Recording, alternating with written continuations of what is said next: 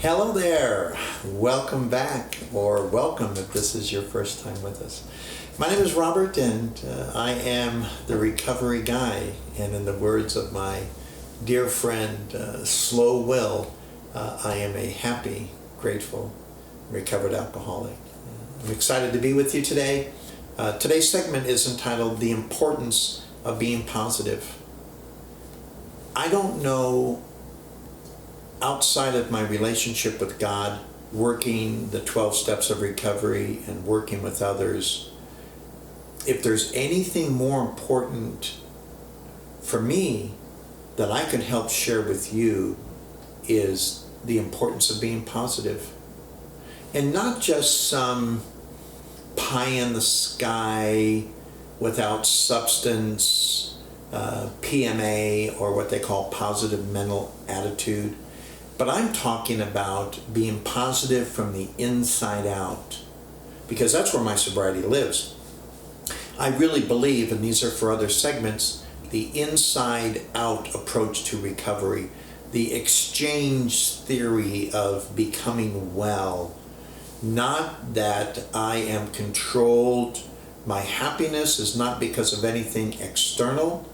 My happiness is learning how to take the good things, the 12 steps, the principles that are in them, employing them in my daily life, almost like we eat food. We ingest and we digest and we process. And the same thing with the steps. And as a result of that, I believe I become a positive person. I'm not waiting for the other shoe to drop. You know, when we first get here, in the big book on page 133, it says, we cannot subscribe to the belief that this life is a vale of tears, though it was once just that for many of us. You know, and it was. My life was very sad. My life was without hope. I had every reason to be negative, because everything that I was doing, even the positive things outside of me, because there was such a negativity about me, I lived in that life, that veil of tears, waiting for the other shoe to drop. Anything good I had in my life, I had to extract whatever I could from it as soon as possible, because I knew as soon as I was found out, I was going to lose it. Did you feel that way? Did you feel that anything even positive in your life that you were going to have was going to be short-lived? I mean, I lived that way. That was tattooed on the forehead of my life.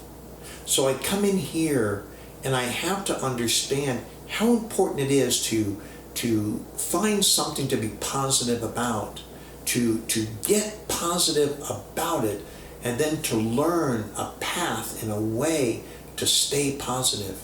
It's so important. You know, there's so many things that are said about, you know, people who like other people. You know, good attracted good, like attracted like. You know, in the word of being positive, as it's defined, is explicitly stated, stipulated, or expressed. To be definite, to be unequivocal, which means unshakable, categorical, clear, precise, sure. Like I said in one of my other segments, the big book says that we are sure or positive that God wants us to be happy, joyous, and free. Do you have that kind of assurance? Are you sure? Are you positive? Do you stand on a foundation of recovery where you can lay your whole life and build up from there? You know, even in the 12 and 12, as it talks about on page 30 with step 2, where we came to believe that a power greater than ourselves could restore us to sanity. It says, this all meant, of course, that we had to substitute, that we had substituted negative for positive thinking. We don't even know we're insane when we get here. And then we find out when we, admit that we're powerless over alcohol or drugs and the other substances, and our life had become unmanageable. We understand the insanity that we were operating in. And we're so negative because we're so trapped in it, we don't even see a way out. That was that way for me and many people that I know and that I work with in my time of recovery. My sponsor, Jack, actually walked out of the Nevada State Penitentiary a free man, but he was still in bondage. He was still negative. He didn't know what he was going to do. Fortunately, he had a little clean time while he was in prison. 43 years later, Jack is one of the most positive and unshakable people I have ever met. And I expect that of a man who's been clean and sober 43 years. And I admire him for that positive position. He's got this slow and easy degree of confidence and a positive approach to everything. His words of praise and phrases for me were, keep it simple, easy does it. Keep it simple and easy does it. Why? Because he's positive that everything is going to work out. When we come in, and maybe you're still there, I don't know, we fret, or we're so negative over all the problems that we have, and they're coming down all around us in many different directions. We don't even know if we can solve them, and we get negative, we get overwhelmed. And you know what? They told me, they said, Robert, don't worry about the problems that you have today, because in 6 months, you're going to have a brand new set. So be positive of the things that are happening for you and to you today. And as it says in the 12 and 12 on page 30, we substituted negative for positive thinking. Negative self-talk is so powerful. So powerful. We need to do, as Stephen Covey talks about, is having a paradigm shift. We have to develop a new way of thinking that is completely opposite of how we used to be. Nowadays, things that come positive into my life, I expect them to stay because actually I attract positive things. I actually repel negativity. I don't allow negativity into my life. My wife Laura often laughs at me because I don't even admit if I have a cold. I won't even give a cold an opportunity. I'm positive I don't have one. Now, that doesn't mean that a cold isn't trying to come on me, because that's the reality. But you get my thinking, I don't even admit that I have a cold because I don't. Even though one is trying to come on me. I just view it positively. One of the things that I deal with newcomers and people that I sponsor and work with in my arena of expertise is changing negative self-talk and replacing it with positive self-talk. One of the things Jack did, because he knew how negative and down I was on myself and the power that it had over me, Jack actually had me get a greeting card a couple times a week, and he would have me write things in there about me like, Robert is happy, Robert is a nice person, Robert cares about others, and 3 or 4 positive things about me. And I would put them in a greeting card, and I would address them to me, and then I would put it in the mail.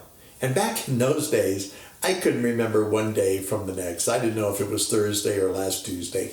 I was just not drinking and using and going to meetings. That's all I was really capable of processing. And a couple of days later, I would get this card in the mail. And I'd say, oh yeah, I remember. But I would forget what I wrote. And in the meantime, of course, I'd got more negative.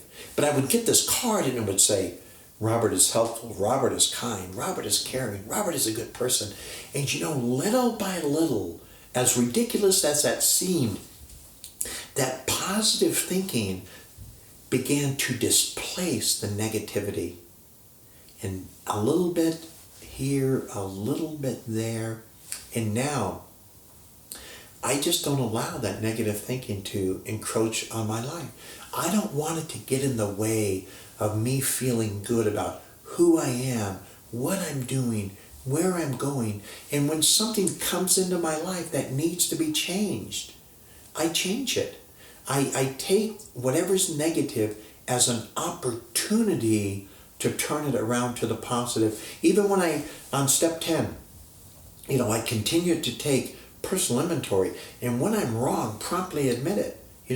Throughout the course of my day, and certainly at the end of my day, when I find out and I look at the mistakes that I made, and how I treated others, and how I treated life as a whole, I take a look at that and I say, okay, I need to make a correction there. So even things that would seem negative, it's an opportunity for me to turn it into a positive.